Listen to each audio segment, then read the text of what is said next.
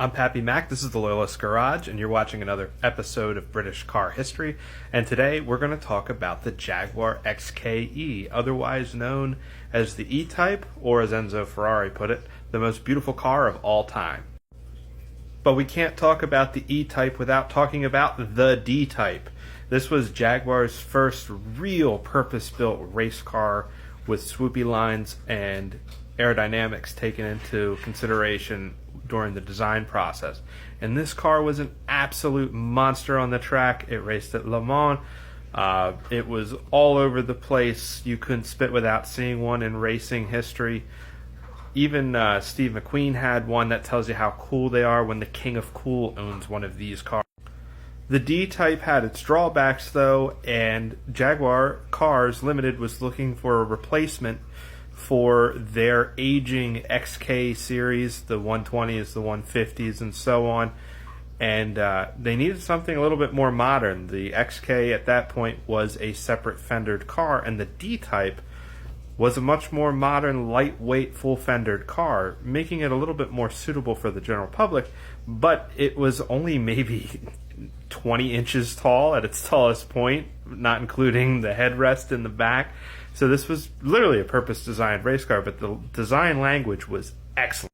So Jaguar turned to this guy, Malcolm Sayer, their chief of design, and a former aerospace engineer that worked for Bristol during World War II and helped design some of the fighter planes that the UK used with its RAF.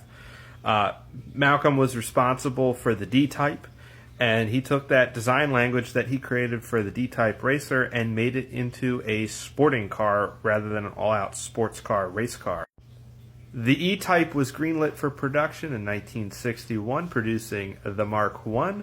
This beautifully designed, sweepy roadster just absolutely wowed the public, and as I said earlier, even Enzo Ferrari himself was blown away by this design. The Jaguar was built in 3 separate generations: the Mark I at the very top, black car, the Mark II in the middle, and the Mark III on the bottom. Each generation was slightly modified to meet U.S. crash test and emissions standards, which unfortunately dictated how British cars would look and drive throughout the late 60s and early 70s. And the XKE would go on to be so iconically British that even in the satire film Austin Powers, he would drive one, as pictured here. Yeah, baby. Throughout the generations of the XKE, minor changes would be made, notably to the grille and the headlights. For whatever reason, the United States did not like glass-covered headlights, and so we made the Brits change the headlight design so that regular sealed beams would be used instead, kind of destroying the beautiful lines that Mr. Sayer came up with. And also, to fix some of the overheating problems with the Mark I, a larger grille would be used with a larger radiator. Throughout the lineup of the XKE, other changes would be introduced. Unfortunately, due to U.S. crash test standards, giant rubber overriders, or bumperettes as we call them, would be mounted on some of the last cars on the Mark IIIs, and the ride height would be changed along with the wheel lip openings, just starting to really dilute the pure race car heritage that the XKE shared with its D-Type predecessor.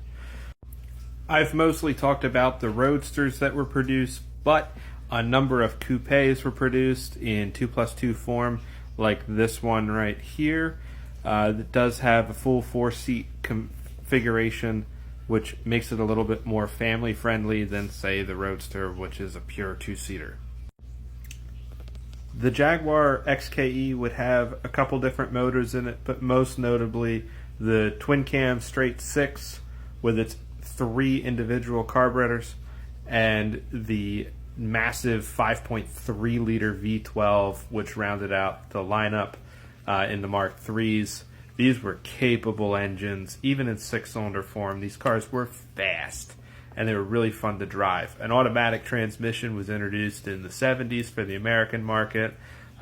They're kind of collectible just because they're not common, but you want a sports car, you want to have the hairy-chested roadster, you want to be shifting gears.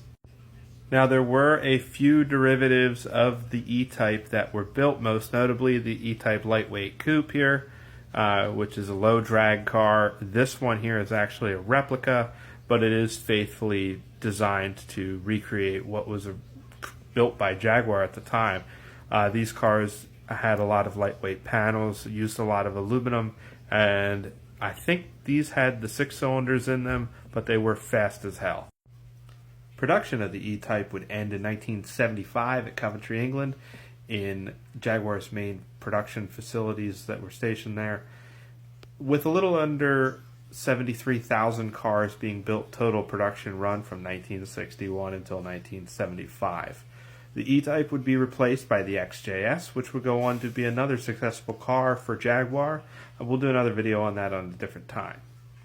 If you have an E-Type or would like to see one restored or purchased, feel free to reach out to us. As always, like, share, follow. I do this for fun. And as always, stay classy.